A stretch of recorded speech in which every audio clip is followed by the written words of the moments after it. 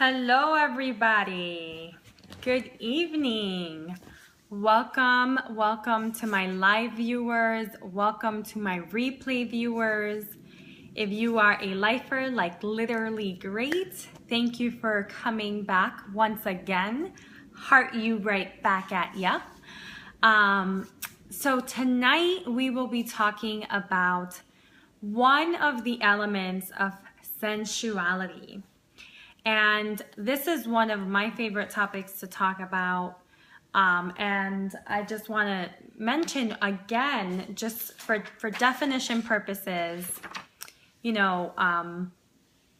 what sensuality is first. So we'll talk a little bit about what is sensuality, and then we will go into talking more about visual stimuli. So for those of you who are just joining and you may be new to my channel, welcome. And my name is Dianese. I am the owner of Sexuality Power, and I work with individuals and couples to really express their sexuality and create the life that they want through that expression.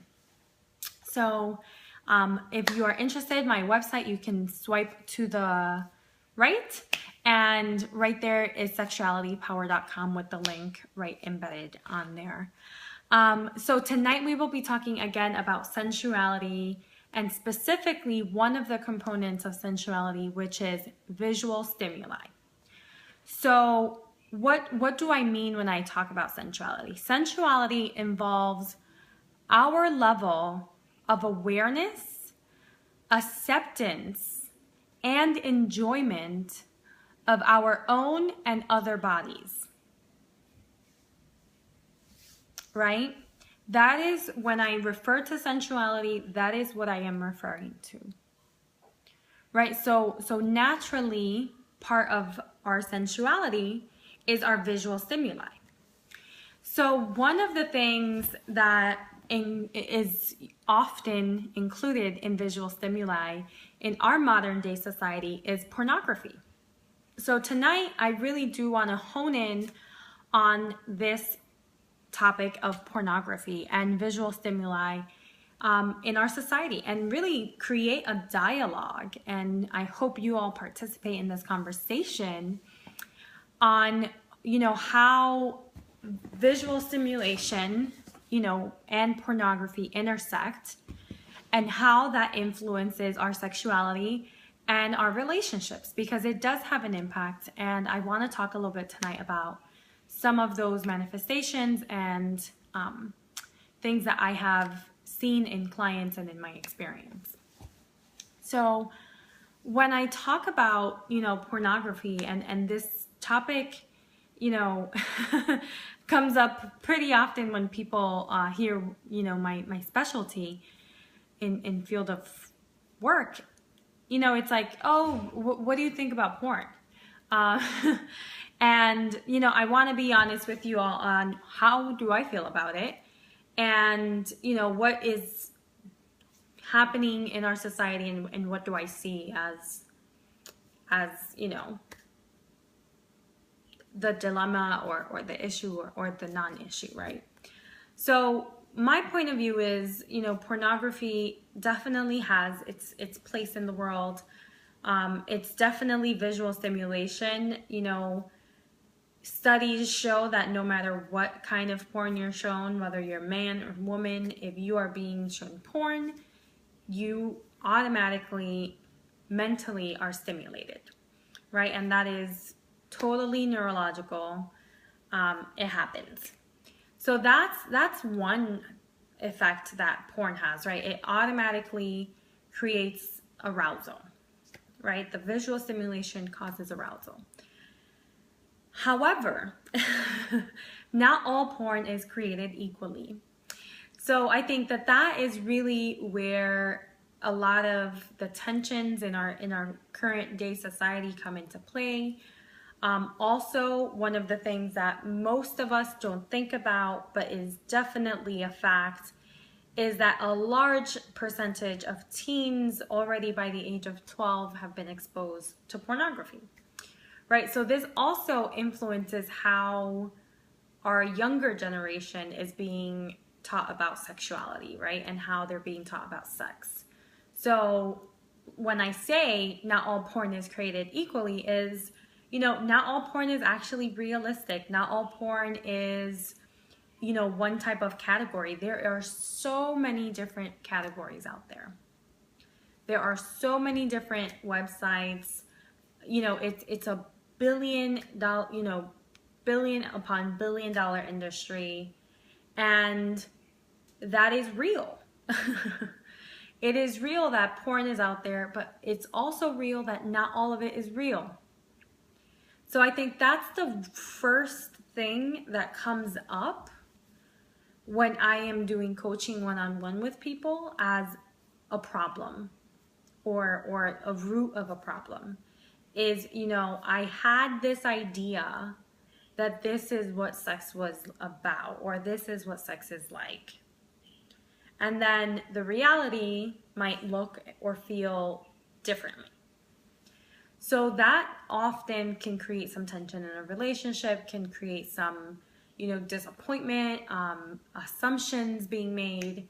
So that's one point of view there. One point that I really want to highlight, because we have to be honest with ourselves and understand that pornography is mostly for entertainment. It is not traditionally for education. Yet people look at it as an educational tool. So being mindful of the impact that has on our sexuality, right? If you're trying things out that aren't very pleasing, you might not be enjoying sex. You might not be feeling pleasure. And it's because, you might be doing something that you really are not interested in doing because it's not actually something that's pleasurable. So just look at that, and if that's your experience, that can be shifted. And I definitely am here to support you with that shift. I'm here to support us all with that shift, right? So that's one thing. Another thought I have on porn, it's definitely a tool for fantasy exploration, right? I think that a lot of people use it as a way to express their creativity and to, venture further than they might physically be willing to go. So it does have benefits, right? I'm not saying that porn is bad, porn is evil. I don't believe that.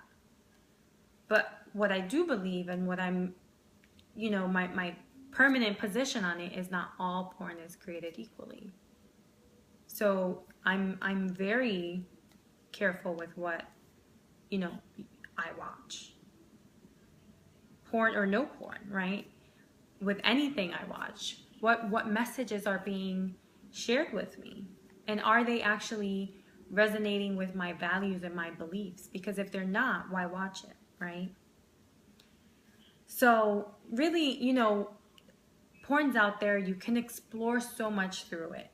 Yet be careful with what you let in, right? Make sure it's honoring your true desires, your true passion. So those are some thoughts on pornography from D&Es. And really, it's something to be explored. It's something to talk about. People don't want to talk about the fact that they watch porn, when most Americans watch porn at some point in their lives. So it's something that a lot of people also just keep hidden from their partner, that they do it.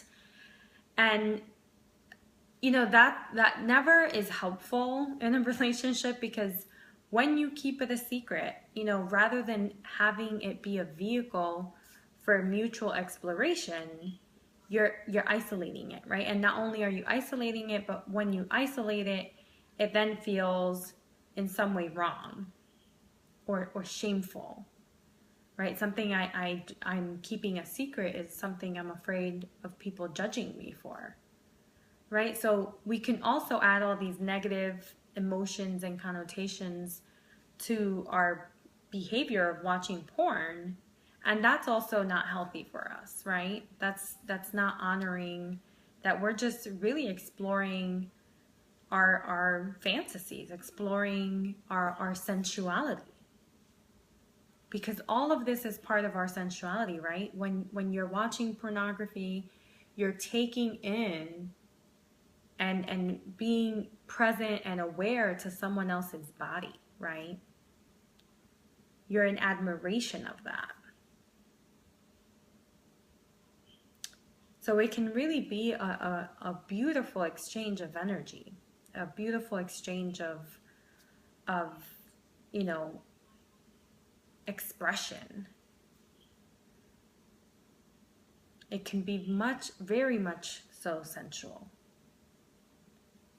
So I invite us to really explore those things. Explore, how are we connecting? If we do watch it, if we don't watch it, what are our beliefs? What are our thoughts about it? And is it something that we're ashamed to say, like, hey, I watch porn? You know, because if it is, you know, what's behind that feeling? Some people, when you keep digging to the root of it, they find sex to be dirty. And that's definitely coming from a disempowering place, right? And I'm all about, you know, transforming that and really having people come to a place where they are empowered. So I invite you to explore that. And I welcome you, if you need support, to reach out. I'm always here, unconditionally supporting you all. I hope that someone and everyone got something out of this talk. And, you know, I'll keep talking about these topics. It's not a one-stop conversation. So I hope you come back tomorrow, again at 9 o'clock. And until then, have a very passionate evening. Love you. Bye. Thank you, Literally Great. I'm glad you enjoyed it.